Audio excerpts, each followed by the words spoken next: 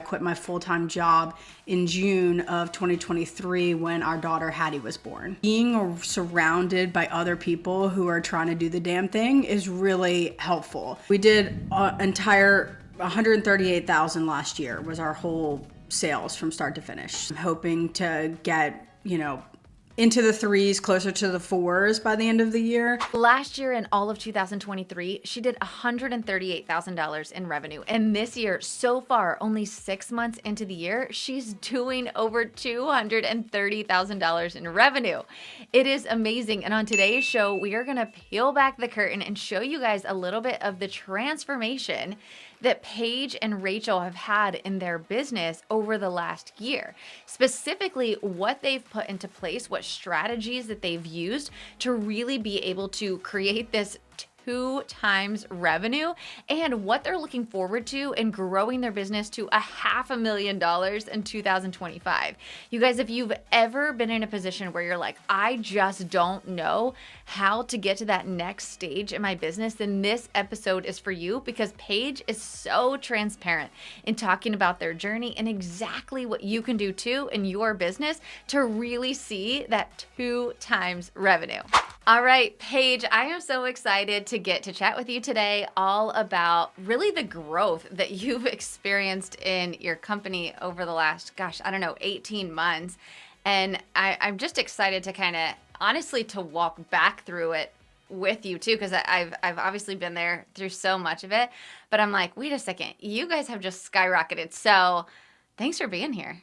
Thank you for having me. I'm really grateful and honored to be here and really excited to have this conversation with you. Yeah, it's going to be so much fun. So before we get too far into the nitty gritty, can you kind of tell everybody a little bit about your company and where you guys are now? Yeah, so my wife and I run a company called Confetti Co Events. We actually just launched our sister company, Confetti Co Collective, which is our rentals. And we started the company my wife started the company at the end of 2021 after being laid off during COVID in the event space. And so I 2021, but really the real start was 2022. And today we just broke 225,000 of sales. Our goal was 200,000 for the year. And so we're just really excited to see all of our hard work come, into play, and really excited to see what happens towards the end of this year and what we could finish the year at possibly. It's so crazy to hear you say that. So for anybody that's listening, we're recording this mid-July. So we're literally 6.5 months into the year, and Paige is saying that they've already broken their sales record that they set for the whole year, which is insane to me. And I kind of want to walk backwards through that, Paige, because your growth has been exponential. It's been really, really fast. So you said that Rachel started the company in 2021, right? So were you part of the company then or not yet? Not yet. We literally launched it in October. And when I say launched, like the website went live in October. Okay. We didn't really have a game plan for, events were just coming back. And I will say that it was a great time because 2022, we did get weddings. And I think part of that was the reschedules that were happening to planners during COVID. And so that really helped us get started. And I didn't actually join the company until last year. I quit my full-time job in June of 2023 when our daughter Hattie was born. Okay. So did Rachel do events before she started Confetti Co? She did. So her degree is in HRT, so hotel restaurant tourism with a concentration in event planning. And she has always worked in events. She worked for the Brennan's family in New Orleans doing catering and events. Her last position was actually running a venue in the city.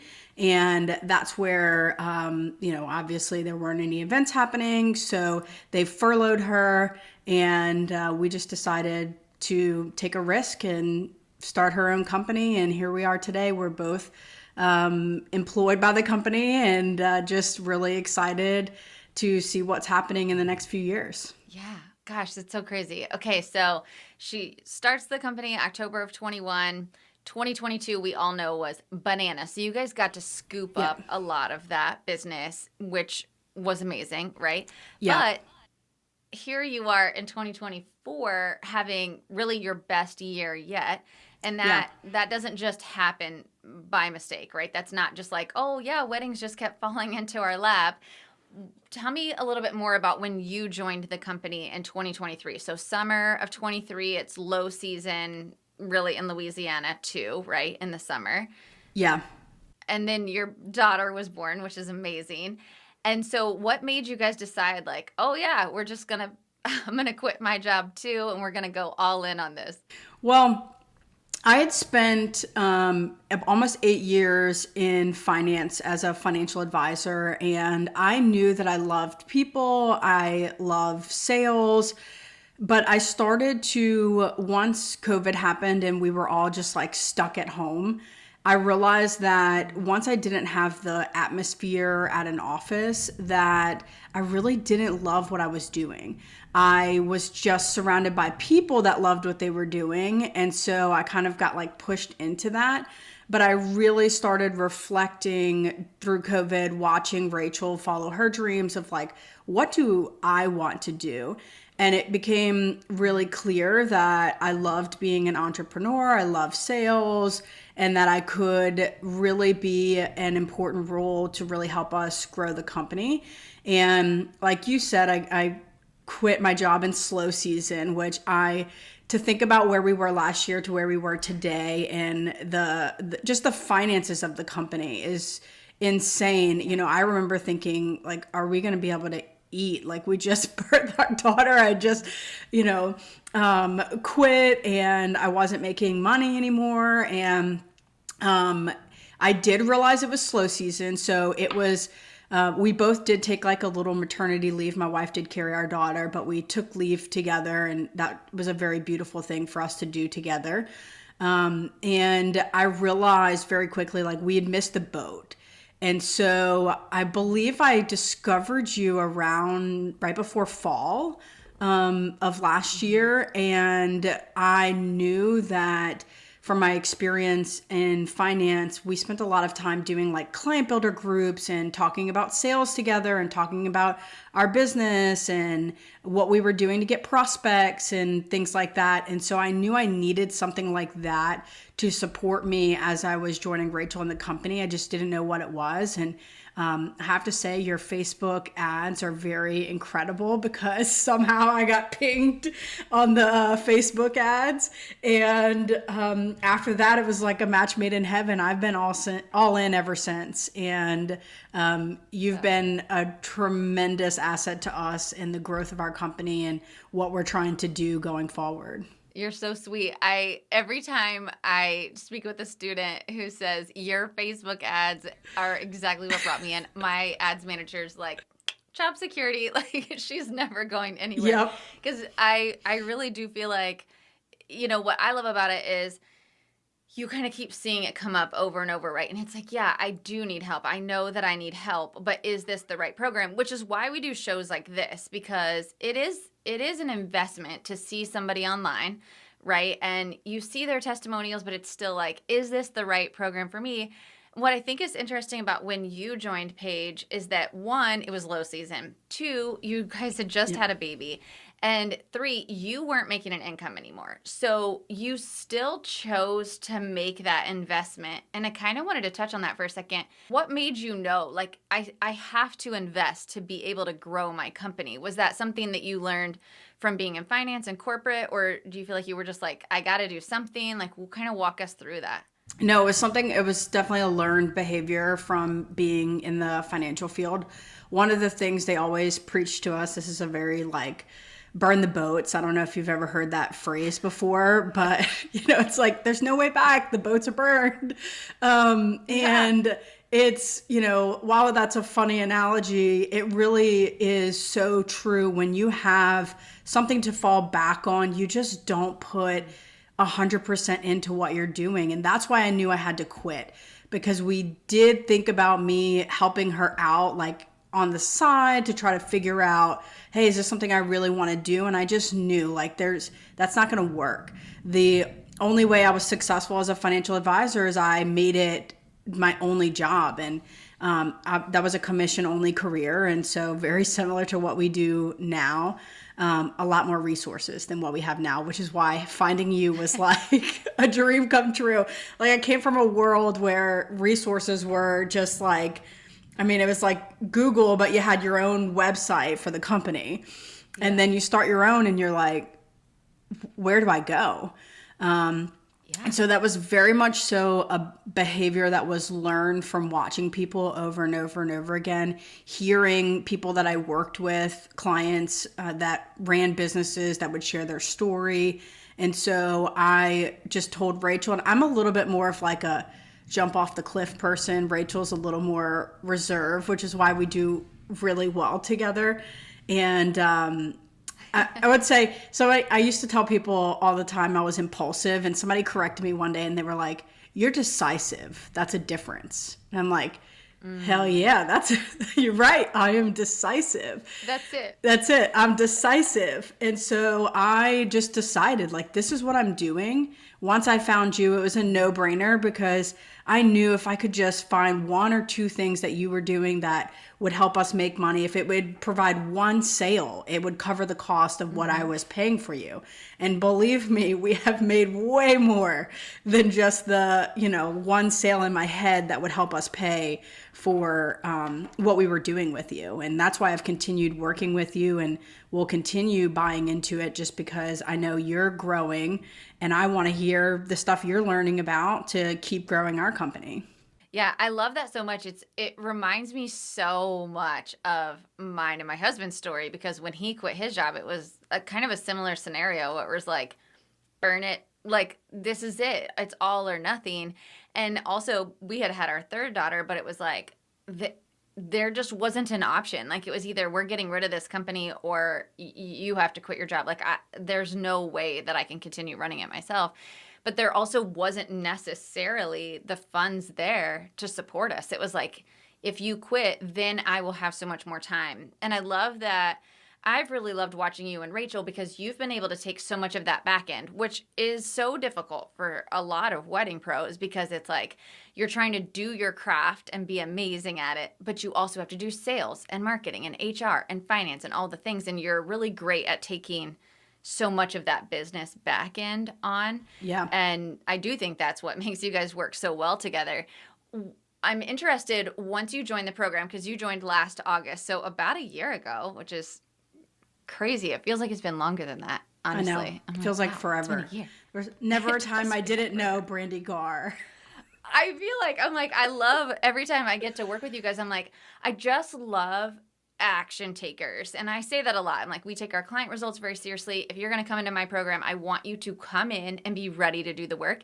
And you guys absolutely, every time you're like, okay, I'm in, like, this is how we're implementing. This is exactly what we're doing. So I'd love to know some of the things that you feel like have made the biggest difference, because your revenue is crazy compared to what it was last year. Do you mind sharing around this time last year what your revenue was? I don't know our revenue off the top of my head, but I know the sales, and we did entire 138,000 last year was our whole sales from start to finish. So just to be crazy. Where we're at today, and I'm hoping to get, into the threes, closer to the fours by the end of the year. To go from 138 to that in 1 year it's great. For sure. Yeah, it's amazing. So what do you think are some of those differences that really kind of helped you to ramp up sales like that? Yeah, I have a couple of things that I was thinking about. One is I really took very seriously the idea of treating this like a business and not a self-employed, Rachel just gets to do what she loves type of business. And one of the first things we did in August when we started working with you is we actually backfiled an S Corp, which sounds like not a big deal. Paperwork, hey, what does it matter that I'm doing S Corp or LLC? But us doing that process started the brain thinking this is a real business. Like, we're making real changes. We're meeting with the CPA. We're paying. It's not cheap to do. We were paying money to do it. And we immediately put us on salary with the company. And there were definitely times last year that we had to skip payrolls because we couldn't pay the payrolls. Once we started doing it, we were like, oh my gosh, this is not going to work. And then once January hit and I had put time and energy, and I'll speak more on to like what are some of the things I did, we were consistently, we just had a huge January, and then it just rolled ever since. And so we've not missed a payroll this year. We've increased our salary this year. We've hired employees this year. So I think there's a lot of things, but the one thing was like, I remember watching your program and you talking about treating it like a business. And I was like, that's it. We're going to treat this like a business. We're going to really pay ourselves an income from this and just make it work. So I would say like that's one of the first things that led into it. I love that that's what you spoke to first, because honestly, I am kind of I think the woo of just like life. I'm not into woo, right? Like so I tend to skip the mindset portion of a lot of things. And I decided to put a mindset module into my program, really against my own judgment at first. But I was like, I remember having to learn exactly what you just said. It's like, it's not something that you get to make money off of because you love. I mean, can you treat it that way? Sure, you can make a hobby out of it. But if you're in it to make a business and to support your family and to have the time freedom and the financial freedom that we started our businesses for, you really have to get in that mindset of like, this is a business and I have to treat it that way. That means I have to grow. I have to hire employees. I have to think outside of just myself. And so I love that you started with that, because I remember thinking, do I really want to put mindset in this? I don't know, but it is that mindset that kickstarts everything else of, I am a business owner. I am an entrepreneur. And so many wedding pros don't really resonate with those words, you know? Yeah, and I watch wedding pros that are in the group with us, you know, really do every aspect of this business. And I like the second thing that we did was we delegated. We divided roles, and I know that not everyone has a partner in the business. But that's where hiring comes about, and we have hired as well. So it's not just the two of us, you know, running the business together, and really treating it like a business, and then going, okay, businesses would have job duties and one person wouldn't do all of them. And so once I decided I was going to take over sales, which was a very obvious thing to us because I had spent 8 years cold calling people and You're like, I got this. Yeah, I'm like, okay, I can do this kind of sales for sure. And once we decided what that looked like, it allowed Rachel to really hone in on her craft as a planner, which is really what she loves. If you spend, you know, time talking to Rachel, she doesn't love running all the business aspects. That's not why she started the business. She started the business to get to do what she loves with more freedom and flexibility. And so for me to come in with the business mindset, so like I would say people need to find their kind of complementary opposite of who, and I know you have that on your team, of like, okay, if I enjoy XYZ and someone else is really talented, I've got to pull that person in to really help. And I spent all summer, once I started working with you, I emailed venues like you wouldn't believe. I just spent time emailing. I went and met with them. I felt like an idiot because I didn't know what I was doing. I had never worked a wedding before. But I just did it because I knew that if I could just meet with people, talk about our company, really learn like what they want from event planners, that we could get an idea together of like how we were going to grow the company.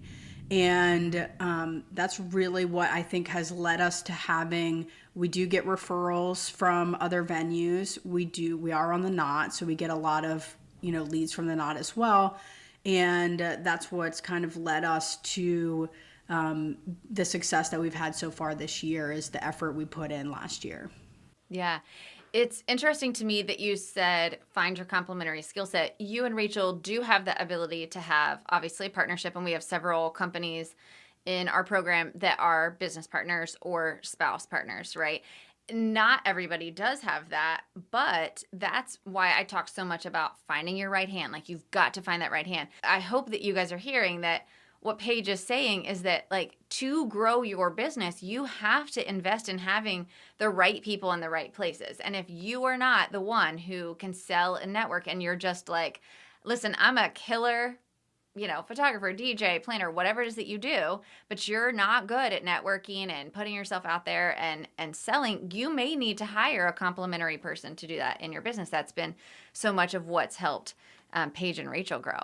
Especially when you're running a business, and a lot of people have limited mindsets out there. And so as you're talking to your family and your friends and you're telling them what you're doing, a lot of people project their own limiting beliefs on you. And I am very careful to not allow that in. Being surrounded by other people who are trying to do the damn thing is really helpful.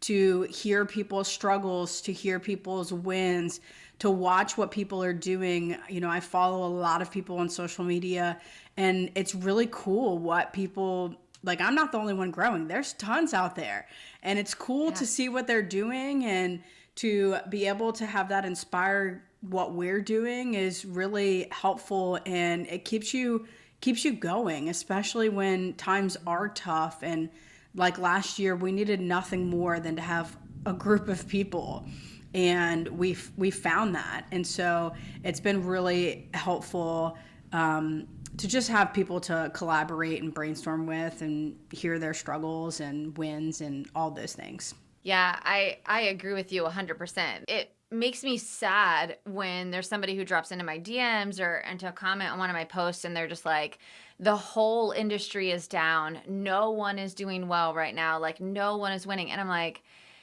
I'm sad for you that you have gotten surrounded by people who are telling you that you can't do it, because there's always going to be times where you're like, I need some encouragement. Like, this sucked in my business this month, or, this isn't going great. But when you're in a community of people who believe and know, because we're watching the numbers, we're seeing the data, that overall, all of our companies are growing. Like, it is crazy to watch it, and how everybody is sharing, like, I'm starting another revenue stream, or I'm adding another team member.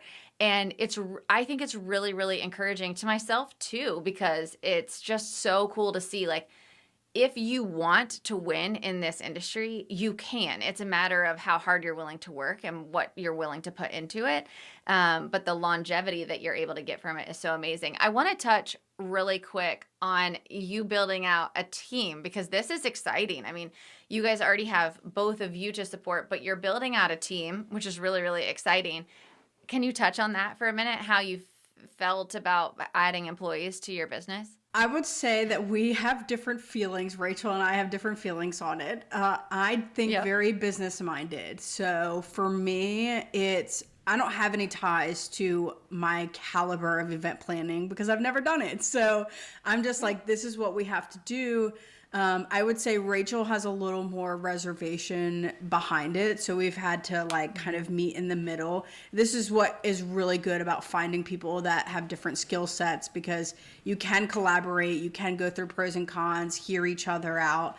And so one of our goals is to allow Rachel to be more selective on the weddings that she's working, which I think from being a part of your group, a lot of people have that goal. And so we already have a lead planner, Elena, who is absolutely fantastic. We have hired another lead planner who is training with us right now. And we actually just hired someone who is training as an assistant and coordinator. This came from our conversation last week or so. I just got on Indeed, started reaching out because we really needed someone that could take some of our event management clients and work with them. And so we hired her as like a dual. She'll train as an assistant. And then we also have another assistant that's working with us in the fall.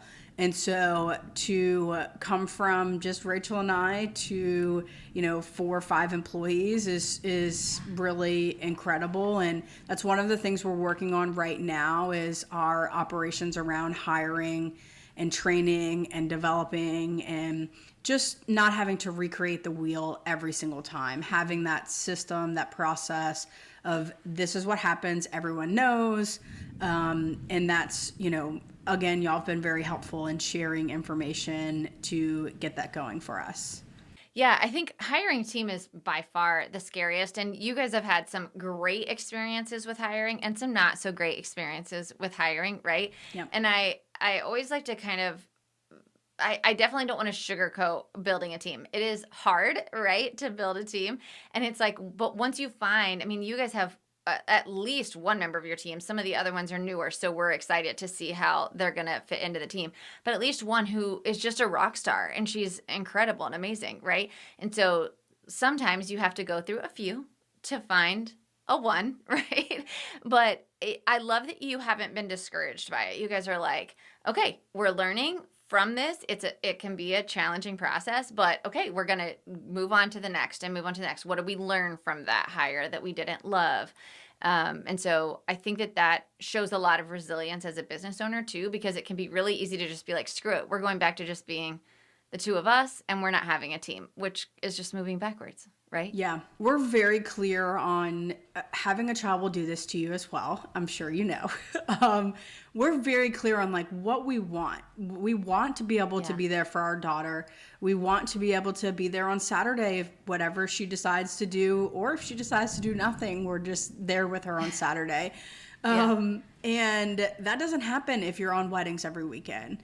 And so it's very important to us that we do build a team. One, there's so many talented people out there. Like you said, we struck gold with an employee and she knows it too. She's always like, well, you can't strike gold every time. I'm like, we know. Thank you. She's wonderful. Yes, she's fantastic. But there's really talented people. And there's people that, schooling is different now. Social media is different now. And they're already learning stuff that we might not know, or we certainly don't know, because I don't know everything. And so when we hopped on earlier and I was saying, oh, Elena wanted me to record stuff, that's how she thinks. I don't think that way.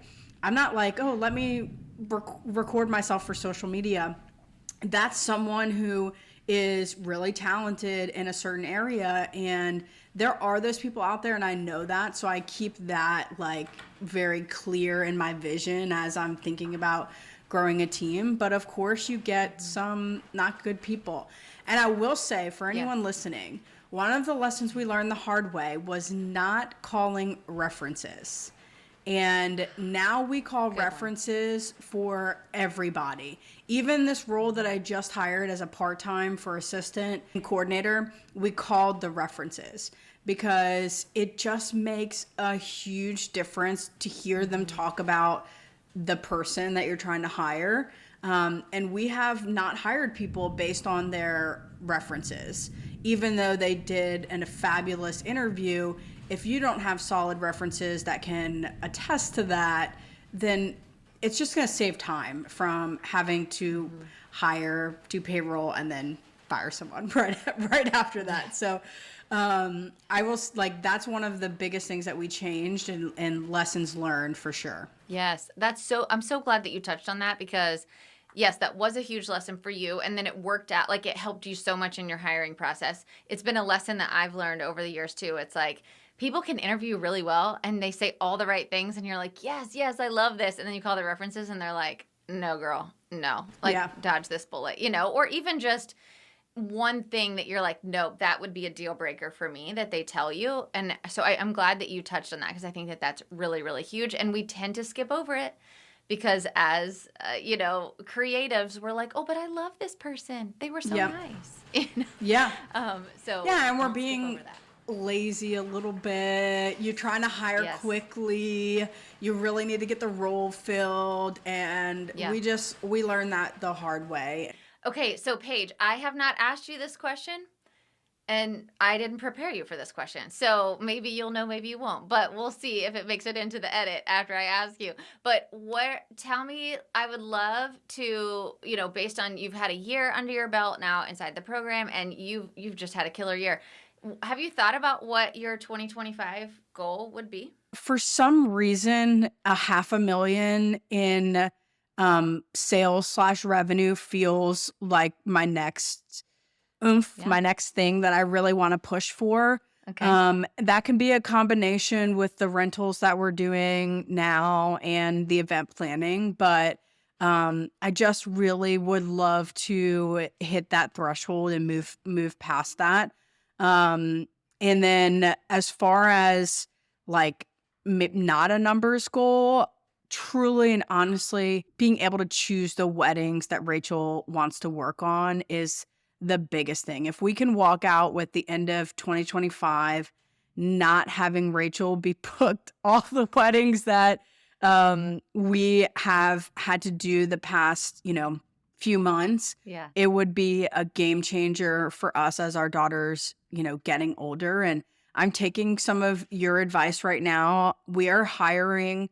We might do another hire or two just because I have been working behind. And one of the things that I've heard from you is like, you have to prepare ahead. Like, I know what our sales have been. I can only assume they're going to keep going. Yeah. That's my assumption. And if that happens, we can't get to the end of fall and be like, now we want to hire. It's just not going to happen. And so we are doing the hiring now so that we're not in the position that we are right now. Like we just did 56,000 sales in July. It just doesn't make crazy. It just doesn't make sense. I know. And last year we booked one wedding in all of June, July, and August. Wedding. If you're not watching this podcast, if you're just listening, if you head over to our YouTube channel, like my cheeks hurt because this whole episode, I'm just like, I'm so excited for you. But I think your story makes me so excited, Paige, because it's not an accident. Like none of what has happened to you guys is an accident. And the crazier part is that for anybody that's listening that is in this mindset, you've let our industry get into your head of saying 2022 was the best year. Paige is telling you, like they were in business in 2022. Like this is their best year yet. 2024, when everybody's saying the economy's down, it's an election year, nobody wants to get married. That's just not true.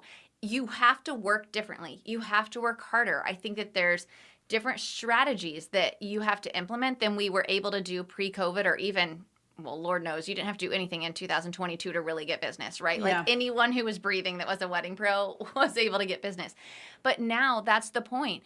If you treat your business like a business and you are strategic about what you want, what your goals are, how you're going after it, and you go get it, there's so much opportunity out there. And I love your story so much, Paige. It's so cool to hear you guys talk about that, talk about hiring for your bench, like not being afraid to say, we know our sales are going to keep growing because we're not letting our foot off the gas anytime soon. So we're going to pre-hire, like we're going to start having a bench. And what that means, what you and I were talking about last week, is that you don't want to only hire for the business you have now, because then you don't have, if somebody were to quit or get sick or their husband is transferred, they move out of town, there's a million things that could happen, right? And if you have no one on your bench, you're starting back over from scratch, which means Rachel then has to step into a bunch of weddings, which is what we don't want to happen for her. So we create this bench of people who are constantly being trained. They're associates, they're part-time. And I love that you're building up this bench so that you can actualize that goal next fall of Rachel being super selective of her weddings. Yeah. And when you were saying all that, you were getting me emotional because it really is, it has been so intentional. And I want people to hear that, like, while things are going well right now, like it wasn't that way. And I'll be vulnerable. Like when I quit my job, against all financial principles I ever learned, we got into credit card debt last year. Like it was not easy to be where we are today. And we just kept going, and we just knew what we ultimately wanted. We knew we didn't want to go back to, which I'm sure many people can relate to, back to being employed by someone else. We knew that we wanted to be entrepreneurs. We knew we wanted to be a business. And like so many other entrepreneurs out there, they had really hard times. And, trying to think about their business and trying different things. And we did that. We did a rebrand. We paid for a rebrand last year. It was like about March of last year we paid for a rebrand. So we have done the things that have led us to where we are today. But it wasn't easy, and it's still not easy. The problems get different, but it's not easy for sure. Oh, thank you for sharing that, because I think so often that happens. You hear a podcast, you see a coach that's kind of done it, you hear your story and you're like, yeah, it's so easy for you to say because you're making all this money. It wasn't always like that. The people who are in the 1%, the people who are at the highest level of succeeding had their back against the wall at some point, right? And you didn't have a choice. It was like, I either give up and go back to working for somebody else, or I make it work and I figure it out. And I love that so much about working with you and Rachel. I love working with you and Rachel. It's so fun because I know you're going to implement every time we talk about something. You're like, I'm on it. I got it.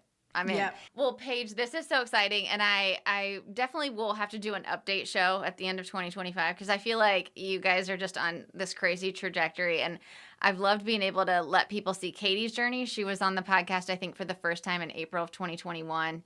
And then she was on last year. She'll be on again this year. So it's been really fun. So we'll have to do that with you too. Can you tell everybody where they can follow along and say hi, maybe shoot you a DM and tell you they heard you on the show? Yeah, absolutely. So you can follow us on Instagram at Confetti Co NOLA. We also have our rentals page, Confetti Co Collective, which we are trying to grow. So if you want to give that a follow, that would be fantastic. I love to meet other wedding professionals, especially if you ever come to New Orleans, which is where I'm located. We love hospitality, obviously. So we are happy to tell you all the things to do and just help you out if you're ever headed in this direction. I love it. Paige, thank you so much for being here and for sharing your journey with us. I'm so excited to keep watching. Thank you, Brandy. I appreciate it.